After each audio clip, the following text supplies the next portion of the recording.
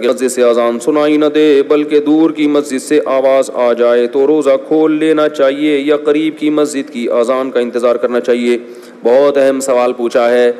یاد رکھو روزہ کھولنے کا تعلق اذان سے نہیں ہے، سورج کے غروب ہونے سے ہے. اگر سورج کا غروب ہونے کا ٹائم لکھا ہوا ہے نقشے میں، کتنا لکھا ہوا ہے کراچی میں؟ آج کتنا تھا؟ 7:08، تو آپ روزہ کھولیں 7:11 پہ.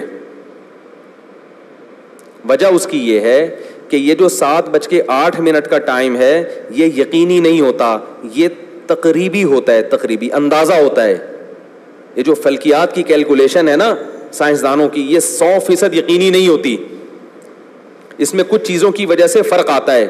مثلا مغرب کی جانب جب غبار زیادہ ہو تو بسا اوقات سورج غروب ہونے کا ٹائم ہو چکا ہوتا ہے مگر سورج غروب ہوا ہوا نظر نہیں آ رہا ہوتا.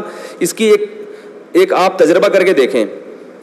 ایک پیالے میں سکہ رائج الوقت ڈالیں، رائج الوقت نہ بھی ہو پرانے زمانے کا بھی چلے گا، وہ چونکہ مہر میں لکھواتے ہیں نا سکہ رائج الوقت کے مطابق اتنے روپے، وہ پرانا اب تک چل رہا ہے.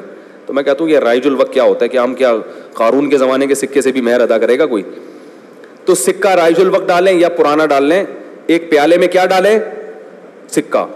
پھر آپ اس سکے کو اس طرح سے دیکھنے کی کوشش کریں کہ پیالے کی دیوار حائل ہو رہی ہو،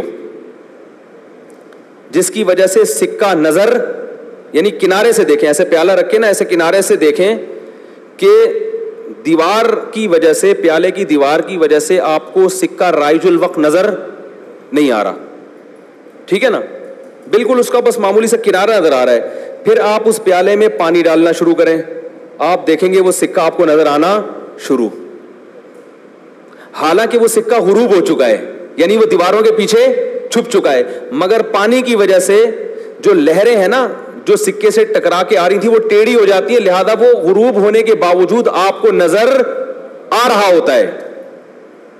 نہیں آ رہی بات؟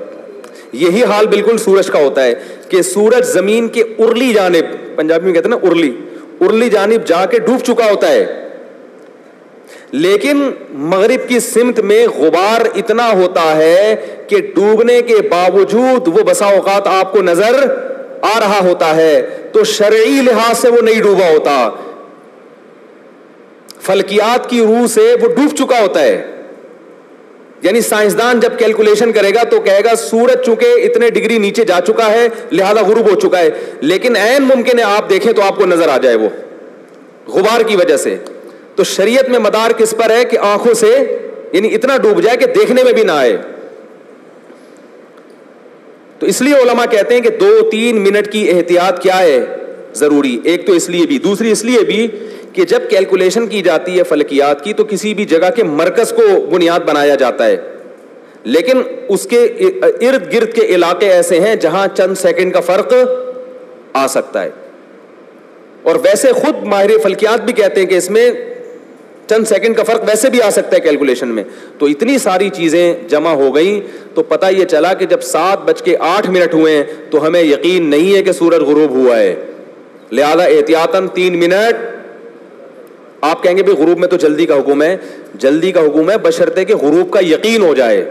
ابھی یقین ہی نہیں ہوا ہے، لیکن کیا ہوتا ہے کہ اذانیں شروع ہو جاتی ہیں.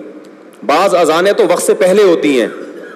ہمارے مسجد میں الحمدللہ اذان 2-3 منٹ کے بعد ہوتی ہے، ہم نے پابند بنایا ہے. تو میں دیکھتا ہوں کہ دوسری اذانیں ابھی 7:08 ہوئے بھی نہیں ہوتے کہ اذانیں شروع ہو جاتی ہیں، کیونکہ مؤذن کی اپنی گھڑی وہ صحیح نہیں ہوتی. تو بہت ساری چیزیں ہیں تو اس کا رعایت کرنی چاہیے. سارا دن کے روزے کو ایک مؤذن کی ٹیکنیکل غلطی کی وجہ سے خراب مت کریں.